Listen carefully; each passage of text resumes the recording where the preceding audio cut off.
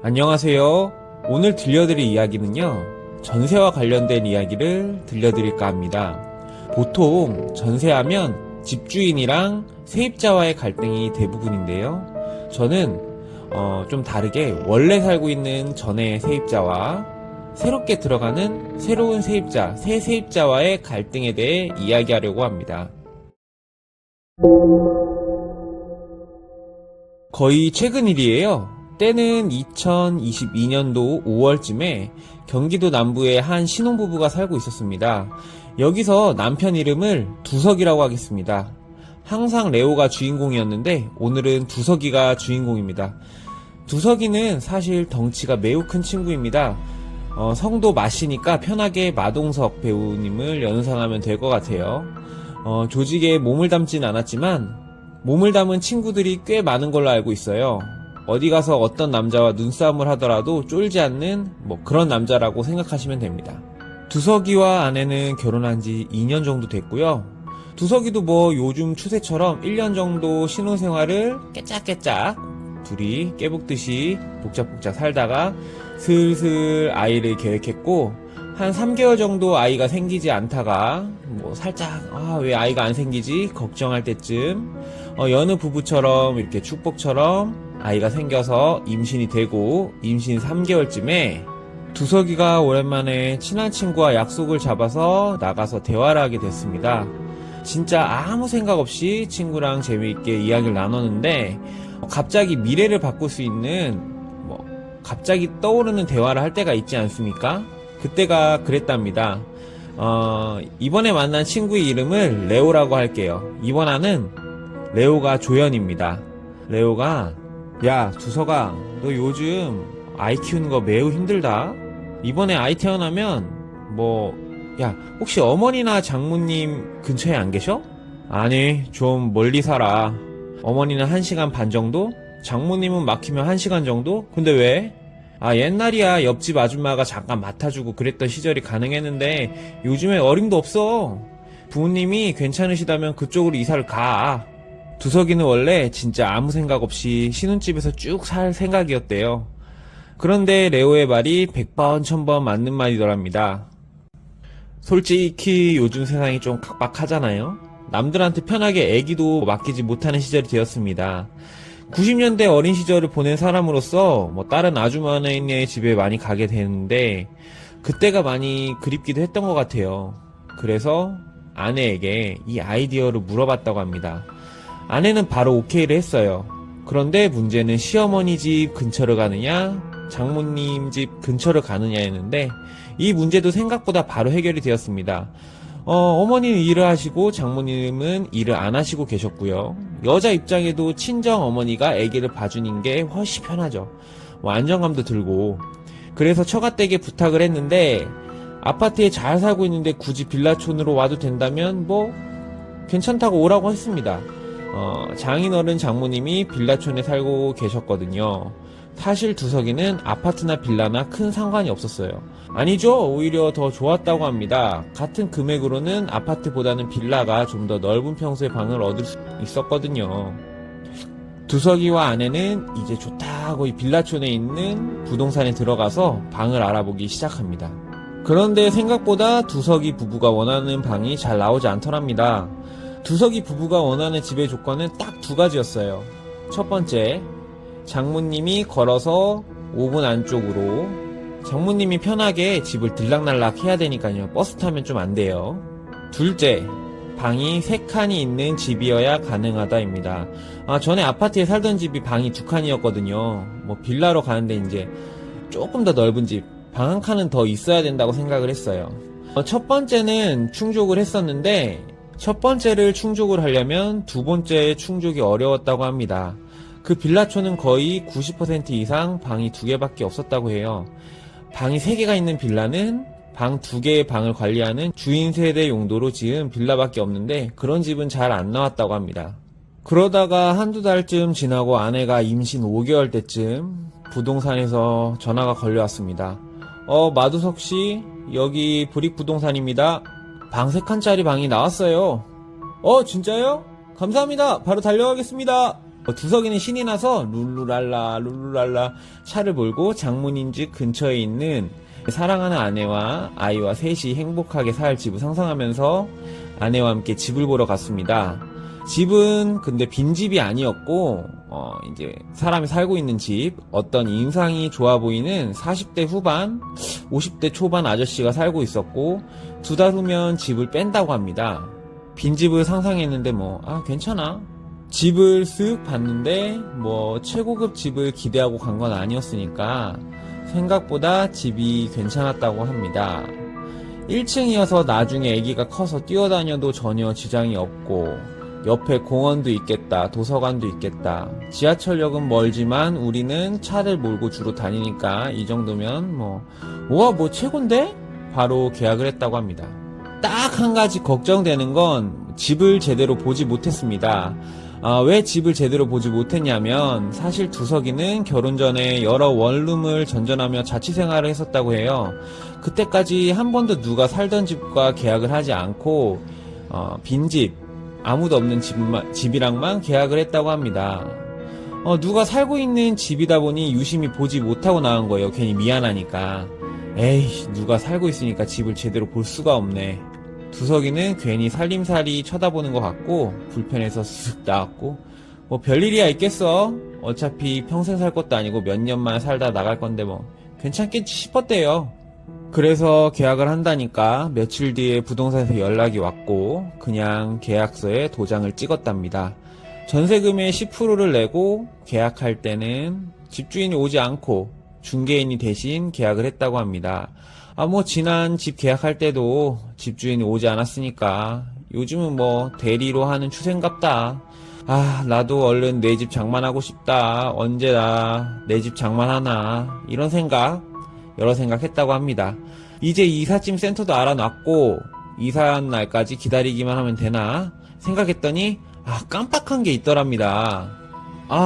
원래 있던 조그만 냉장고를 버리고 새로운 냉장고 살 건데 이유식도 넣고 이제 아기도 태어나면 큰 냉장고 필요하니까 주방 크기도 알고 싶었고 겸사겸사 집 치수를 재고 싶더랍니다.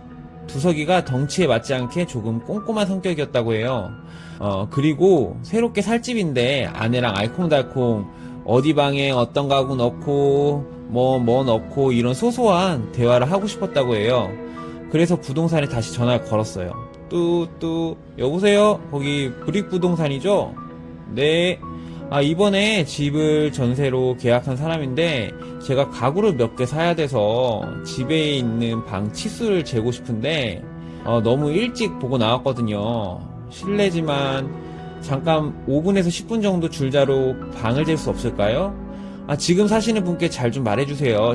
정중하게 말했대요. 시간까지도 넓게 잡아서 제가 오후에 일을 나가서 그러는데 오전 시간 아무 때나 가능한 날 아무 때나 말씀해 주시면 그냥 잠깐 가서 후딱 가서 재겠습니다.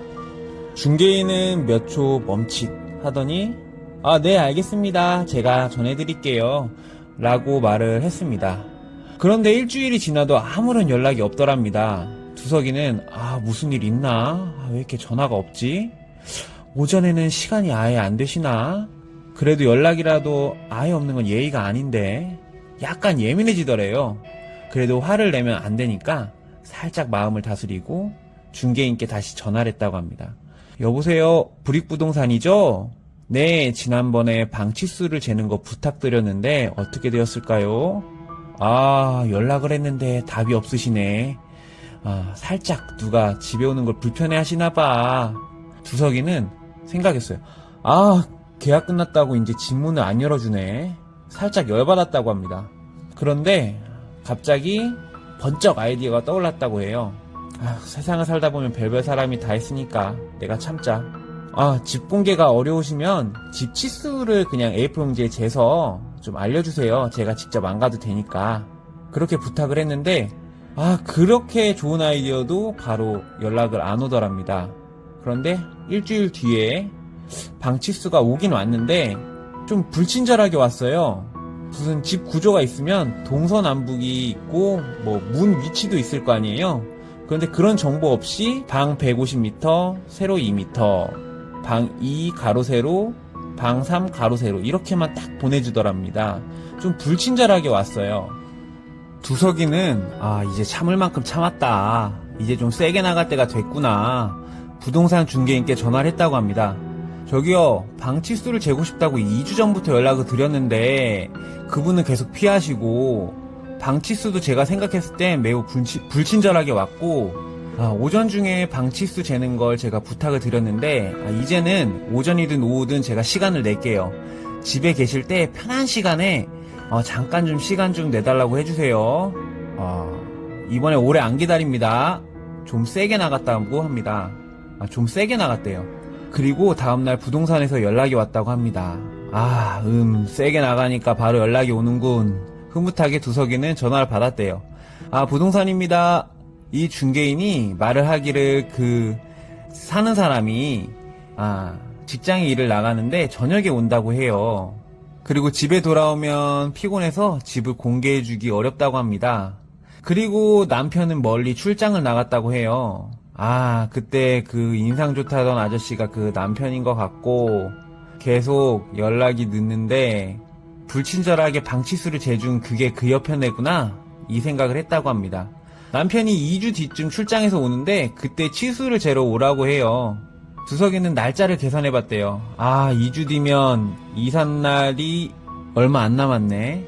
가구를 알아보기 너무 촉박했고 아까 말했듯이 이사가기 한 달 전은 알콩달콩 새로 들어갈 집 이케아에서 가구도 사고 또 아기 침대도 사고 이렇게 행복하게 보내는데 써야 되는데 웬 예민한 여편네가 무슨 권리로 우리 부부의 행복을 막는지 정말 화가 났다고 합니다.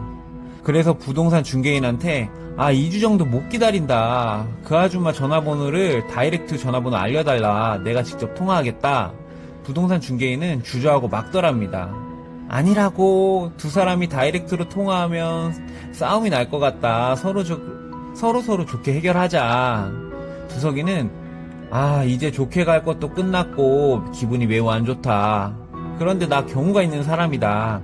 집 치수만 재개해주면 좋게 통화하겠다 약속을 했대요.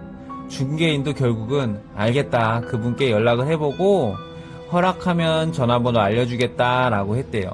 근데 30분 뒤쯤 전화가 왔는데 중개인이 말하기는 그분 절대 자기 번호 안 알려준다고.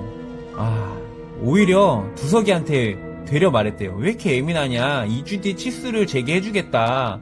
이해를 해달라 라고 거절 의사를 했습니다. 두석이는 머리끝까지 화가 났어요. 그럼 끝까지 저희 이해 못 해주시고 자기만 이해해달라고 한 거네요? 네, 알겠습니다. 이 통화를 끝으로 두석이는 결심했다고 합니다. 내가 직접 찾아간다. 이 예민한 여편의 얼굴 면상을 내가 꼭 보고 만다. 저녁 늦게 퇴근을 한다고 했으니까 저녁을 먹고 8시쯤부터 기다리면 되나? 줄자를 챙기고 차를 몰고 그 집 앞에 주차를 했다고 합니다. 1층 집이죠. 그 전셋집은 불이 꺼져 있었다고 해요. 한 30분쯤 기다렸나? 생각보다 얼마 안 기다리니까 그 전셋집에서 불이 켜졌다고 합니다. 오케이, 집에 들어갔고 이제 내가 가야지. 똑똑똑. 네, 여보세요. 중년의 여성 목소리가 들렸다고 합니다. 그래, 예민한 얼굴 면상 좀 보자. 그런데 쉽게 문을 안 열어주더랍니다. 누구시죠? 네, 다음에 이 집에 살 예정인 사람입니다. 집 치수 좀 재고 갈게요. 제가 2주 뒤에 재러 오시라고 했을 텐데요. 그때 제 남편이 있을 거예요. 딱 말을 끊더랍니다. 그런데 두석이는 이렇게 쉽게 물러나려고 오지 않았다. 한번 누가 이기나 해보자. 쾅쾅. 여기요. 한 번 더 대화를 합시다. 제가 가구를 새롭게 짜려고 해요. 그래서 방 치수를 제하고요. 그 가구를 만드는데 한 달은 걸려요. 2주 뒤에 치수를 재면 너무 오래 걸립니다. 두석이는 이제 거짓말까지 했대요. 원래 가구를 핸드메이드로 만들 계획까지는 없었는데 워낙에 안 열어주니까 거짓말을 했습니다. 그냥 냉장고에 가구 하나만 사려고 했는데 오기도 생겼고 치수를 미리 알아야 이것저것 계획을 하니까. 중년 여성이 대답을 하더랍니다. 네, 알겠습니다. 그럼 집 정리를 해야 하니까 20분 뒤에 오시겠어요? 두석이는 기뻤다고 합니다. 아, 드디어 집을 보는구나. 진짜 어렵게도 입성한다. 2주 넘게 기다렸는데 20분쯤이야 못 기다리겠어요? 아, 그럼요. 20분 뒤에 오겠습니다. 잠깐 편의점에서 담배 한 갑을 사서 담배 캔커피 잠깐 때리고 와이프랑 잠깐 통화하니까 20분이 금방 가더래요. 다시 똑똑똑, 네, 들어오세요. 들어갔다고 합니다. 근데 집에 들어가니까 집에서 처음 맡아보는 냄새가 났는데 약간 비릿한 냄새와 방향제 냄새가 좀 섞여 있더라고 합니다. 지난번에 잠깐 들렸을 땐 이런 냄새는 안 났는데 아, 신기하네 이런 생각을 하면서 뭐 버틸만 하니까 빨리 작은 방을 먼저 재려고 작은 방에 들어갔다고 합니다. 그런데 작은 방에 들어가기 전에 그 예민한 중년 여성의 얼굴 잠깐 궁금하잖아요. 그 쌍판이 어떻게 생겼는지 한번 봤다고 합니다. 인상이 정말 예민하고 좀 더럽게 생겼다고 합니다. 뭐 본인 인상도 한인상 하지만 그래도 웃으면 귀엽다는 소린 들었는데 태어날 때는 얼굴 부모가 책임져야 하지만 인상은 본인이 책임져야 한다는데 딱 그렇게 인상이 안 좋았대요. 두석이는 최대한 티를 안 내고 후딱 치수를 재서 몰입을 하고 있는데 갑자기 딱딱한 무언가가 본인의 머리를 세게 치더랍니다. 갑자기 머리에 별이 보이고 너무 아프고 놀라서 뒤를 돌아봤는데 세게 때린 도구는 망치였고 중년 여자가 한 손에는 전기 충격을 갖고 있었는데 그걸로 바로 본인을 지지더랍니다. 그리고 갑자기 흥분한 말투로 내가 2주 뒤에 오라고 했지? 왜 오고 지랄이야? 넌 죽었어. 넌 죽은 목숨이야. 이렇게 소리를 질렀대요. 갑자기 케이블 타이로 동석이의 팔을 뒤로 해서 묶더랍니다. 확인사살 차원으로 망치로 한두 대 더 때렸대요. 두석이는 너무 어지럽고 기절을 바로 했다고 합니다. 그리고 두석이는 눈을 떴는데 정신 차려봤는데 아직 그 집이었다고 해요. 그리고 그 집에 큰 방이었다고 합니다. 한 번 왔지만 앞으로 살 집이니까 집 하나하나 기억을 잘 해두었다고 해요. 그리고 이 집에 두 번째로 방문했을 때, 그러니까 오늘 들어갈 때 느꼈던 비릿한 냄새의 정체를 확실히 알겠더라고 합니다. 시체가 썩어가고 있는 냄새였다고 해요. 큰 방 중앙에 젊은 남성이 편안하게 눈을 감고 있었고 이불 덮고 있는데 숨을 쉬지 않았다고 해요. 두석이는 굳이 말을 걸지 않아도 이게 시체라고 느껴졌다고 합니다. 굉장히 무서웠대요. 그렇지만 정신만 잘 차리면 산다라고 생각을 했대요. 그런데 방 밖에서 두 사람이 대화라는 소리가 들렸대요. 중년 남자와 중년 여자의 목소리가 들렸는데 딱 들어보니까 누군지 예상을 하겠더랍니다. 중년 남자는 처음 집을 보여줬을 때 인상이 좋은 그 아저씨였던 것 같고 중년 여자는 자신을 때린 그 아줌마의 목소리였답니다. 아니 어쩌려고 그래? 왜 이런 일을 저지른 거야? 그럼 어떡해? 계속 전화 오고 이제 집까지 찾아오는데 막 여자가 남자를 쏘아 붙이더래요. 두석이는 저 아저씨 출장 갔다는 건 다 거짓말이었고 이제 시체를 봤으니 평범한 상황이 아니고 이대로 가만히 있다가는 자신이 딱 죽을 거라고 생각이 들더랍니다. 뒤로 묶여있는 팔을 보니까 케이블 타이로 묶여있고 두 겹으로 묶여있더래요. 두석이는 진짜 초인적인 힘을 발휘했어요. 잘 안 열리죠. 케이블 타이가. 그래도 야 덩치가 있는데 케이블 타이로만 묶어? 하니까 두둑두둑 조금씩 끊어지더래요. 그리고 일어나는데 현기증이 오더랍니다. 핸드폰은 없고 차키도 뒤져보니까 뺏겨있고 그래도 정신을 똑바로 차리고 똑같은 자세로 누워있으니까 몸이 매우 뻐근해서 약간 스트레칭도 하고 이제 손에 무기가 될 만한 걸 찾았대요. 딱히 무기가 될 만한 건 안 보여서 창문을 깨고 튀어야겠다고 생각을 했답니다. 1층이니까 가능해 보였다고 합니다. 창문을 열고 뛰어나가서 5분 거리인 장인 장모님 집으로 도망간다고 생각했어요.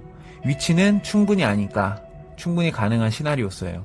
자, 하나 둘 셋 하면 깬다 라고 생각을 했는데 갑자기 방문이 열리더랍니다. 두석이는 엄청 깜짝 놀랐는데 그 놀람은 1초밖에 안 됐어요. 바로 미소가 지어졌다고 합니다. 중년 여자가 자신이 놀란 것보다는 더 놀란 표정으로 깍! 소리를 질렀다고 하는데 두석이는 그 틈을 놓치지 않고 한 마리의 황소처럼 돌진을 해서 중년 여자의 얼굴을 사정없이 팼다고 합니다. 이때는 여자고 남자고 없어요. 자신이 죽을 지경인데 그 인상 좋은 아저씨는 그 광경을 보고 놀라서 달려왔는데 두석이는 그 아저씨의 눈을 마주쳤고 그 아저씨가 무기를 찾는 것을 보았다고 합니다. 순간적으로 두석이는 내가 이 중년 여자를 죽여서 살인자 되기는 싫고 도망갈 구멍은 있으니 굳이 아저씨랑 싸울 필요는 못 느꼈다고 하더래요. 그냥 현관으로 뛰어나가서 엄청 빨리 장인 장모님 집으로 도망을 갔다고 합니다. 도착해서 바로 경찰에 신고를 했고요. 신고를 하다 보니 깨달았다고 합니다. 아, 그 시체를 빠르게 치우면 어떡하지? 나만 주거 침입죄가 되는 거 아니야? 그래서 경찰도 조금 늦게 올 것도 같아서 119에도 신고를 했다고 합니다. 아, 집에 불이 났다고. 그리고 다시 달려가서 그 집 앞에 바로 서 있었다고 해요. 10분 정도 되었을 때 119가 먼저 도착하고 그리고 10분이 지나서 경찰이 왔다고 합니다. 두석이는 소방관들께는 살짝 죄송했다고 해요. 그렇지만 빠른 임기응변 덕분에 현장을 그대로 잡았다고 합니다. 일단 그 누워있는 시체는 그 중년 부부의 아들이었다고 해요. 그 집 아들이 고등학생인데 학교 생활에 잘 적응을 못해서 자퇴를 하고 히키코모리 생활을 했다고 합니다. 맨날 문을 닫고 밥 먹을 때만 잠깐 나와서 밥 먹고 다시 게임을 하고 그런 생활을 했다고 해요. 그런데 잠을 안 자고 게임만 하다 보니까 건강 이상이 생겨서 쓰러졌는데 그때 중년 부부 둘이 집에 없었나 봐요. 그래서 아들은 응급처치를 못해서 결국 세상을 떠났고요. 정상인이었으면 바로 병원에 이송시켰어야 하는데 이 둘은 뭐 정상이 아니죠. 삶에 지쳤는지 아들에 그냥 지쳤던지 그냥 시체를 방에 눕혔었나 봐요. 그러던 차에 자꾸 눈의 가시처럼 두석이는 집 치수를 재겠다고 전화가 오니 중년 여자는 화가 났던 거고 중년 남자는 중년 여자의 성격에 눌려서 무슨 일이 일어나면 혼자서 결정을 잘 못하는 성격인 것 같았고요. 집까지 찾아오니까 이성을 잃어서 두석이의 덩치를 보지도 않고 그냥 공격을 했다고 합니다. 그 중년 여자는 교도소에 갔대요. 중년 남자는 뭐 어떻게 되는지 잘 모르고요. 두석이는 집계약을 해지하고 그냥 원래 살던 집으로 살았다고 합니다. 죄송해요, 쭉 그냥 그대로 살게요 이렇게 말하고 그리고 장인 장모님도 그 동네에서 살지 말라고 옮기라고 부정탄다고 계속 권해서 오히려 장인 장모님이 두석이 부부가 원래 살고 있는 동네로 이사를 했다고 해요. 오늘 이야기는 여기서 끝이고요. 히키코모리 아들이 죽는 안타까운 사연이 있는 중년 부부에 대한 내용을 들려드렸는데 이 이야기를 듣고 저는 전세 계약할 때 최대한 방이 비어있는 집이랑 계약을 했다고 느꼈습니다. 저의 지루한 이야기 계속 들어주셔서 감사합니다. 이상입니다.